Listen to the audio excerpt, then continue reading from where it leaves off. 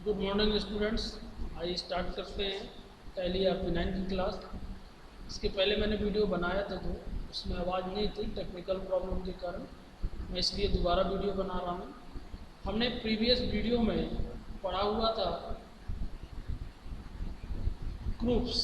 इस समय टैली आपकी 9 में जो हम सीख रहे हैं ग्रुप्स, लेजर क्रिएट करना और लेजर को क्रिएट करते समय किस ग्रुप में हमको उसको रखना चाहिए। तो कुछ ग्रुप्स हमने पढ़ लिए थे, मैं आपको दिखा देता हूँ और आगे के ग्रुप मैं आज स्टार्ट कर रहा हूँ। हमने आपको ये ग्रुप्स पढ़ा दिए थे, secured loan, unsecured loan, loan and advance assets. अब आगे जो हमको पढ़ना है डिपॉजिट एसेट्स, ये नया ग्रुप है आपके लिए। डिपॉजिट एसेट ग्रुप को टैली आपके 9 में हमें कब यूज करना चाहिए मैं आपको बता दूं। डिपॉजिट एसेट जब भी हम कोई ऐसा इन्वेस्टमेंट करें जिसका टाइम पीरियड निर्धारित हो और प्रॉफिट डिसाइड हो, सीधा से सीधा समय उसका निर्धारित हो कि इतने समय बाद हमको इतना प्रॉफिट मिलेगा। फॉर एग्जांपल मान लीजिए आप किसी को पैसा देते हैं या बैंक में पैसा जमा करते हैं, 1 लाख रुपए यदि जमा कर रहे हैं तो आपके पास यदि ये निर्धारित है कि 2 साल बाद वो 2 लाख मिलेगा, तो ऐसे लेजर को हम डिपॉजिट एसेट के अंतर्गत ओपन करते हैं।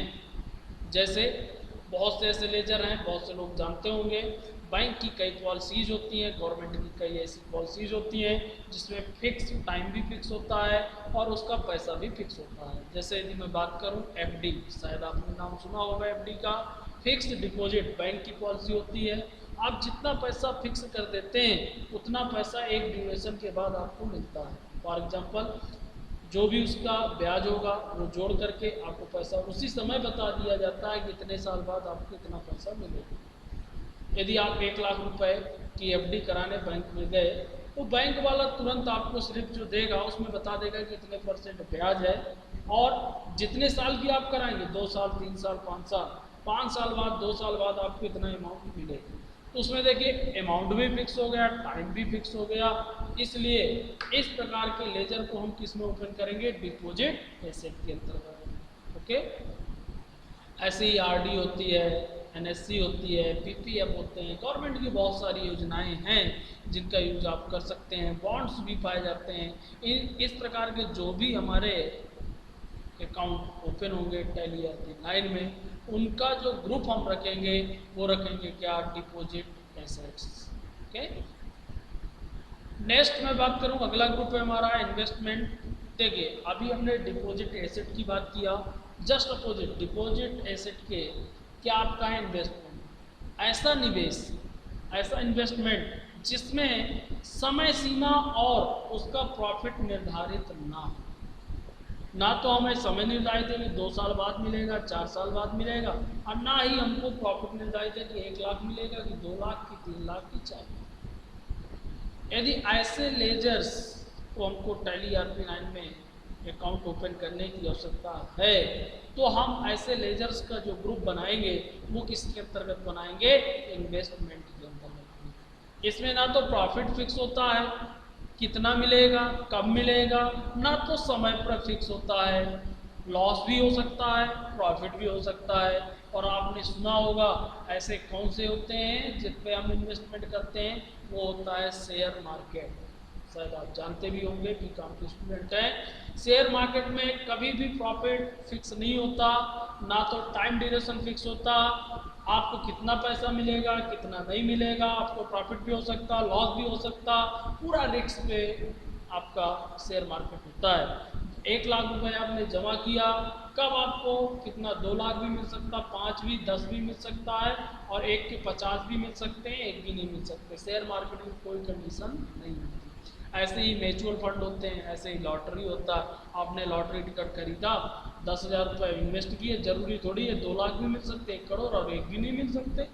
तो इस प्रकार के जितने रिस्क से रिलेटेड हमारे अकाउंट ओपन होते हैं उनको हम किसमें करते हैं? इन्वेस्टमेंट। ओके, नेक्स्ट है डायरेक्ट एक्सपेंसेस।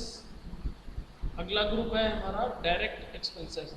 मैं आपको बताना चाहूँगा डायरेक्ट एक्सपेंसेस जो होता है वो खर्चे या वो एक्सपेंसेस होते हैं जो फैक्ट्री से रिलेटेड होते हैं, जिनका यूज सीधे प्रोडक्शन पे होता है, प्रोडक्शन पे इफेक्ट पड़ता है, वो लेजर हम क्रिएट करते हैं। जिनका इफेक्ट सीधे प्रोडक्शन पे पड़े वो आपका क्या कहलाएगा, डायरेक्ट एक्सपेंसेस। जैसे वेजेस, वेजेस मीन्स मजदूरी, क्योंकि जब आपकी कंपनी चल रही होगी, फैक्ट्री चल रही होगी, तो उसमें मजदूर काम कर रहे होंगे। मजदूर सीधा किसके लिए, प्रोडक्शन को डेवलप करने के लिए काम कर रहे हैं, इसलिए उसको हम किस में रखेंगे, डायरेक्ट एक्सपेंसेस में रखेंगे। पावर सप्लाई या पावर लाइट बिल, जो भी हमारा डायरेक्ट एक्सपेंसेस हो रहा है, फैक्ट्री का रेंट, फैक्ट्री इंश्योरेंस आदि भाड़े वगैरह, सभी किस में आ जाएंगे, डायरेक्ट एक्सपेंसेस में। यहाँ पे एक्सपेंसेस की दो कैटेगरी होती है, एक तो डायरेक्ट होता है और दूसरा कौन सा होता है, इनडायरेक्ट होता है। यदि मैं इनडायरेक्ट की बात करूँ तो इनडायरेक्ट कौन से कहलाएंगे, इसके अलावा जो फैक्ट्री से रिलेटेड नहीं होते, बल्कि उसके मैनेजमेंट के लिए या फैक्ट्री को चलाने के लिए या उसको मैनेज करने के लिए जो एक्सपेंसेस किए जाते हैं, वो क्या कहलाएंगे, इनडायरेक्ट एक्सपेंसेस।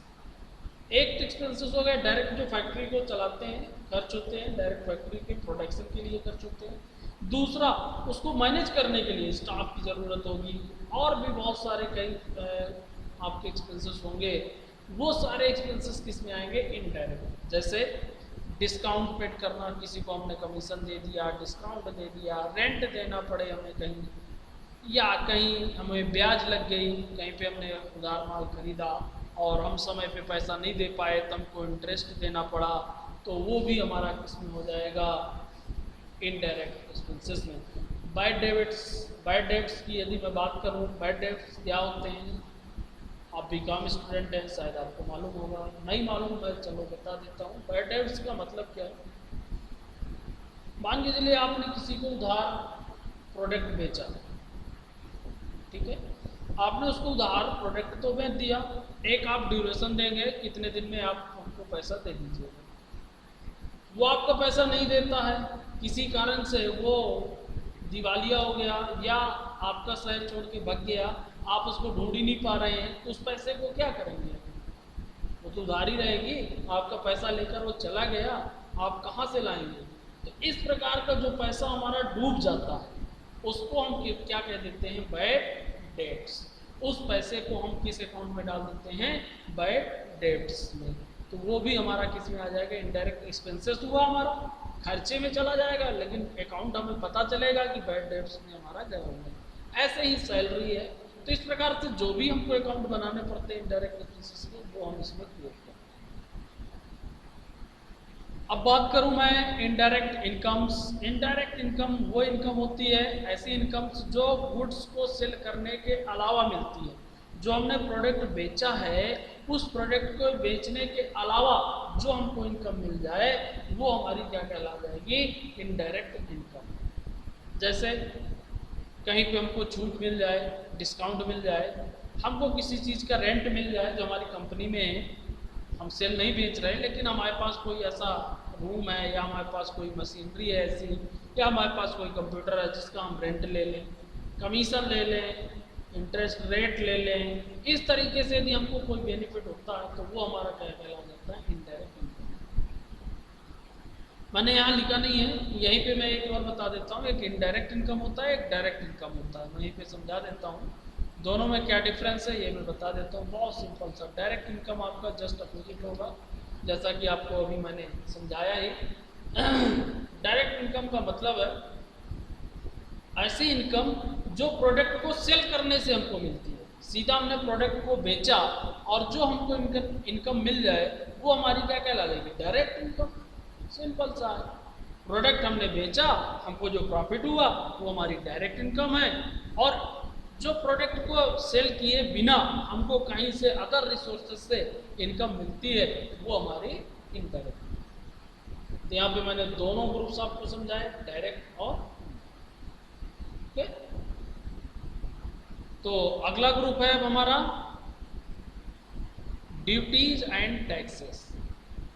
देखिए, duties and taxes, income tax को छोड़कर, इनकम टैक्स जो कि सैलरी पे लगता है आपका, उसको छोड़कर जितने प्रकार के टैक्स हम इम्प्लीमेंट करेंगे टैली आरपी 9 में, प्रोडक्ट पे अभी जीएसटी लगाएंगे, CGST, SGST, TDS, service tax, जो भी होगा सरचार्ज, ये सारे जो लेजर्स के ग्रुप हम यूज करेंगे वो होगा ड्यूटीज एंड टैक्सेस। इनके लिए जो भी लेजर हम क्रिएट करेंगे उनको जो अंडर में रखेंगे, क्या रखेंगे, ड्यूटीज एंड टैक्सेस। ओके, अगला है आपका फिक्स एसेट्स। फिक्स एसेट क्या होते हैं? ऐसी प्रॉपर्टी या ऐसी संपत्ति जिसको सेल करने के लिए नहीं खरीदा जाता है। कंपनी में हमें कुछ ऐसे भी प्रोडक्ट या अपनी संपत्ति को बनाना पड़ता है जो कंपनी को चलाने के लिए आवश्यकता होती है, उसको कहा जाता है फिक्स एसेट। फॉर एग्जांपल यदि मैं बात करूं, हमें कंपनी में बहुत सारी मशीनरी खरीदनी पड़ती है। कंप्यूटर हमने मान लीजिए खरीदा, लैपटॉप खरीदा, फर्नीचर खरीदा, बिल्डिंग खरीदा कंपनी के लिए, तो ये हम बेचेंगे तो नहीं इनको, हम बेचने के लिए तो नहीं खरीद रहे हैं, ना फर्नीचर बेचने के लिए खरीद रहे हैं, ना कंप्यूटर बेचने के लिए खरीद रहे हैं। ये हम किस लिए खरीद रहे हैं? अपने रिसोर्सेज के लिए। तो जब अपने लिए हम खरीद रहे हैं तो सीधी सी बात है कि इनको हम किस ग्रुप में रखेंगे? Fix asset. ये हमारी संपत्ति होगी, हम इनसे बेचकर इनकम नहीं कमाएंगे। तो इस प्रकार से कंपनी में जो भी ऐसे रिसोर्सेस हम खरीदते हैं उनका जो लेजर क्रिएट करेंगे उसको अंडर फिक्स एसेट हम रखेंगे। ओके, अब आपके समझ में आ गया होगा। ये जो भी लाइफ लॉन्ग के लिए हम खरीदते हैं, उपयोग करने के लिए फिक्स एसेट ग्रुप में रखते हैं, जैसे प्लांट खरीदा, machinery, building, land, computer, car भी खरीदा, फर्नीचर, कुछ भी ऐसे, साइकिल, कुछ भी यदि हम अपने कंपनी के मैनेजमेंट के लिए उसको खरीदते हैं अपनी संपत्ति के लिए, मतलब मैंने सीधी सी डेफिनेशन आपको बता दी कि जो भी प्रोडक्ट हम बेचने के लिए नहीं खरीदते, अपनी कंपनी के लिए खरीदते हैं, वो सारे केस में आएंगे फिक्स एसेट। ओके, अभी हम एंट्री करेंगे, इनके एग्जांपल्स सीखेंगे। फॉर एग्जांपल मैंने कहा कि हमने एक बिल्डिंग खरीदा, तो उसका अंडर क्या रखेगा? फिक्स एसेट रहेगा। हमने कार खरीदा, फिक्स एसेट रखेगा। हमने ऑफिस के लिए लैपटॉप खरीदा, फिक्स एसेट। ऐसे जो भी ग्रुप बनाएंगे, लेजर्स बनाएंगे, उनको हम फिक्स एसेट में रखेंगे। प्रोविजंस। प्रोविजंस मीन्स एक्चुअल में होता क्या है, बिजनेस में हमेशा रिस्क होता है। मैंने आपको स्टार्टिंग में ही बताया था, बिजनेस एज ए रिस्क। क्यों? बिजनेस करना यानी कि रिस्क। कैसे? बिजनेस बिना पूंजी के स्टार्ट नहीं होता। सबसे पहले हमको पूंजी लगाना पड़ता है, कैपिटल पूंजी, अमाउंट। और जब कैपिटल लगाया तो डिसाइड थोड़ी है, जैसा कि मैंने अभी बताया, फिक्स एसेट थोड़ी है आपका कितने दिन बाद आपको इतना पैसा मिल ही जाएगा। कोई जरूरी नहीं आपने 50 लाख लगाया, हो सकता है 50 लाख आपको 2 साल में निकले, 10 साल में निकले, 20 साल में ना भी निकले, आपको 50 लाख भी चला जाए। तो रिस्क तो होता ही है। तो इसलिए हमें अपने बिजनेस के फ्यूचर्स के लिए, फ्यूचर प्रॉब्लम्स के लिए कहीं ना कहीं कुछ पैसे या फंड हमको बचा के रखने पड़ते हैं। दूसरी जगह यूज करने के लिए, इमरजेंसी के लिए यूज करना पड़ता है। उस फंड को क्या कहा जाता है? प्रोविजंस। उस ग्रुप, जो फंड हम लेजर क्रिएट करेंगे, उस ग्रुप को, उस लेजर को हम किस ग्रुप के अंदर रखेंगे? प्रोविजंस। फॉर एग्जांपल, जैसे अब जो कंपनियां आज चल रही हैं, अचानक से कोविड-19 आ गया तो कहीं ना कहीं कंपनी में प्रॉब्लम आएगी, समस्या आएगी। अब क्या होगा? कंपनी में प्रॉब्लम आने से हमको उसको रिकवर करना पड़ेगा। उस रिकवरी के लिए हमको किसी न किसी फंड की आवश्यकता पड़ेगी। कंपनी को हमको मैनेजमेंट करना पड़ेगा, लाइट बिल देना पड़ेगा, बहुत सारे एक्सपेंसेस होते हैं, सैलरी भी देनी पड़ रही है, लेकिन इनकम आ नहीं रही। तब हम प्रोविजंस में जो रखा हुआ फ्यूचर फंड होता है उसका यूज करते हैं। दूसरा, यदि हमारा ये फंड अधिक हो जाता है तो हम आगे इसको इन्वेस्टमेंट में भी कन्वर्ट कर लेते हैं। कैसे? हमारे पास पैसा ज़्यादा हो गया, हमने मशीनरी खरीद लिया या दूसरी जगह एक नया ब्रांच डाल दिया, आगे इन्वेस्ट कर दिया, उसके लिए भी हमें ज़रूरत पड़ती है। तो इस प्रकार के यदि हमको लेजर क्रिएट करना है तो हम उसको किस में रखते हैं? प्रोविजंस ग्रुप के अंदर। ओके, नेक्स्ट तो आपको मैं पढ़ा ही चुका हूँ, परचेस अकाउंट। जो भी हम गुड्स खरीदते हैं या किसी को रिटर्न करते हैं, उनका जो लेजर बनता है वो परचेस ग्रुप के अंतर्गत। ठीक उसी प्रकार से सेल्स अकाउंट, हम जो भी गुड्स बेचते हैं या हमें कोई रिटर्न करता है, उन सभी का अकाउंट जो हम ओपन करेंगे वो सेल्स अकाउंट के अंतर्गत ओपन करेंगे। ये दोनों की एग्जांपल हम सीख भी चुके हैं। सीधा सा है, हम कहीं पे भी यदि उधार खरीदते हैं, कुछ भी उधार खरीदते हैं, यदि हम उससे उधार लेते हैं तो उसका और साथ में यदि हम परचेज करते हैं, कहीं से भी परचेज करें, चाहे उधार कैश किसी भी तरीके से, उसका हम परचेज में रखेंगे। यदि हम कुछ बेचते हैं तो उसको हम सेल्स में रखेंगे। लेकिन मान लीजिए हमने उधार खरीदा, किसी कारण से हमको उस प्रोडक्ट को वापस करना पड़ रहा है, तो भी हम किस में रखेंगे? परचेज अकाउंट में। हमने किसी को बेचा, किसी कारण से हमको उसने प्रोडक्ट वापस किया, तो वो भी किस में आएगा? सेल। ये दोनों हो गए आपके परचेस अकाउंट और दूसरा आपका क्या हो गया? Sale account. अगला है सन्ड्री क्रेडिटर्स। बिजनेस में हमें जिन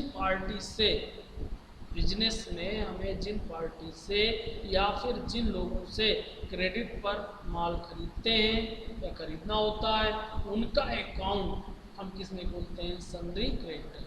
जैसा कि मैं आपको पहले भी एग्जांपल के तौर पे इसको बता चुका हूँ। हम सिंपल सा कह सकते हैं, जिसको हमको पैसा देना है, वो चाहे माल खरीदना है किसी के लिए, जिसको हमको पैसा देना है, उन सभी लेजर्स को हम सन्ड्री क्रेडिटर ग्रुप के अंतर्गत रखते हैं। जिसको हमको पैसा देना होता है, उन सभी लेजर्स को सन्ड्री क्रेडिटर ग्रुप के अंतर्गत रखते हैं। ओके। और सन्ड्री डेब्टर्स ऐसे सभी पार्टी जिनको हम उधार माल बेचते हैं, उधार माल सेल करते हैं, या हमको जिससे पैसा पाना होता है, उन सभी लेजर्स को सन्ड्री डेब्टर्स के अंतर्गत। हमको जिससे पैसा पाना है सन्ड्री डेब्टर्स, हम जिससे उधार लेते हैं सन्ड्री क्रेडिटर्स। इनका एग्जांपल भी हम सीख चुके हैं। तो मैं इस प्रकार से आपको मोस्टली यूज होने वाले सभी ग्रुप यहाँ पे बता दिए। 2 वीडियो मैंने ग्रुप से आपको बना दिया। इसके साथ साथ और भी कई ग्रुप्स हैं, लेकिन उनको जब हम प्रैक्टिकल के तौर पे यूज करेंगे तो मैं उसी समय आपको एक्सप्लेन करता जाऊँगा। साथ में इनको भी करूँगा, और इनमें से तो हम बहुत से ग्रुप यूज भी कर चुके हैं। आगे और भी हम जब प्रैक्टिकल करेंगे तो और भी ग्रुप यूज कर लेंगे। लेकिन मैं चाहता हूँ कि एक आप चार्ट भी बना लें। मैंने बोला भी था आप कॉपी पेन लेकर बैठा करें, कॉपी पेन लिए होंगे। मैं ये तो आपको एक्सप्लेन कर दिया, हिंदी में बता दिया, थोड़ा लेंदी हो सकता है, इसलिए मैं एक चार्ट आपको बनवाना चाहता हूँ। उस चार्ट को आप बना लेंगे तो तुरंत आपको समझ में आ जाएगा ग्रुप कितने कैटेगरी में डिवाइड किए गए हैं और उनको कैसे हमको यूज करना। तो आइए बनाते हैं चार्ट, मैं आपको एक्सप्लेन करता हूँ। आइए कॉपी पेन और नोट। ग्रुप्स कैटेगरी इन टैली RP9। देखिए ग्रुप जो है उनको 2 कैटेगरी में डिवाइड किया गया है, प्राइमरी ग्रुप और सब। प्राइमरी ग्रुप हमारे ये, हमने सारे ग्रुप्स आपको पढ़ा दिए हैं, यहाँ से मैं कैटेगरी बता रहा हूँ। Branch, division, capital, loan, suspense account. Suspense account मैं आपको आगे पढ़ाऊँगा क्या होता है। जिसका नेचर क्लियर ना हो, जिस लेजर को, उसको हम सस्पेंस अकाउंट में रख देते हैं। जब भी हमको उसका नेचर क्लियर होता है, उसको हम उस लेजर में कन्वर्ट करते हैं। इसलिए टैली RP9 एक ऐसा ग्रुप प्रोवाइड करती है जिसको आप सस्पेंस में रख सकते हैं। करंट लायबिलिटीज पढ़ी लिया, current asset, fix asset, investment, sales account, indirect expense, indirect income, miscellaneous. इनके अलावा यदि कुछ ऐसे एक्सपेंसेस हैं उनको हम मिसलिनियस में भी रख सकते हैं। Purchase account, direct income, direct expenses, ये सारे। This group is the main group है। Primary group are at the top of the hierarchy, top में दिया है। अमंग 15 ग्रुप्स हैं, 15 ये आपके प्राइमरी ग्रुप्स हैं। 6 ग्रुप प्रॉफिट एंड लॉस से रिलेटेड हैं, and 9 group are the balance sheet items. ये आप नोट भी लिख लीजिएगा। 9 ग्रुप आपके किससे? बैलेंस शीट आइटम से रिलेटेड पाए जाते हैं। अब यदि मैं सेकेंडरी ग्रुप की बात करूं तो ये चार्ट आप सेकेंडरी ग्रुप में बना लीजिएगा। Sundry creditors, stock in hand, duties and taxes, unsecured loan, reserve and surplus, ये मैं आगे आपको पढ़ाऊंगा, इसका यूज भी करूंगा। Secured loan, deposit, bank OD, provisions, sundry debtors, bank account, cash in hand, loan and advance, ये आपके सब ग्रुप कहलाते हैं। मैंने इसलिए चार्ट बनवा दिया जिससे आसानी से आपको समझ में आ जाए और एग्जाम टाइम में आप इस चार्ट को बनाकर एक एक करके अपने अकॉर्डिंग आप उसको क्या कर सकें, एक्सप्लेन कर सकें। तो ये सब ग्रुप कहलाते हैं और इसके पहले जो मैंने बताया वो आपके क्या हैं, प्राइमरी ग्रुप हैं। तो इस प्रकार से ये चार्ट आप कंप्लीट कर लीजिएगा, ये बनाइएगा प्राइमरी ग्रुप में और ये बनाइएगा इसमें सब। अब मैं यहाँ पे ये बताना चाहूँगा, यहाँ पे हमारा जो ग्रुप है जो हम पढ़ रहे थे, लेजर को क्रिएट करने के लिए ग्रुप का यूज किया जाता है। अंडर किस ग्रुप में हमको रखना है, इसलिए ग्रुप की जानकारी होना आवश्यक थी। मैंने आपको ग्रुप के लिए 2 वीडियो बनाए और शायद आप लोगों ने नोट कर लिया और आप चला भी लेंगे आगे। अब हम ग्रुप सीख चुके हैं, इन ग्रुप के एग्जाम्पल्स सीखेंगे, इनको यूज करना सीखेंगे। साथ में इसके बाद मैं अब आपको बताऊंगा वाउचर्स, जो टाइप ऑफ वाउचर्स हम यूज करते हैं वो कितने प्रकार के होते हैं और कहाँ पर हमको कैसे वाउचर यूज करना है, इस पर मैं अगला वीडियो लेकर आऊँगा। कुछ वाउचर्स तो मैंने एग्जाम्पल के तौर पे आपको बताए हैं, जैसे रिसीप्ट, पेमेंट, कॉन्ट्रा, ये वाउचर्स। तो और भी टैली में वाउचर्स यूज किए जाते हैं, वो कौन से वाउचर्स होते हैं उनके बारे में मैं अगले वीडियो पर आपको लेकर आऊँगा। ओके, आज का वीडियो यहीं पर क्लोज कर रहा हूँ। Okay, thanks.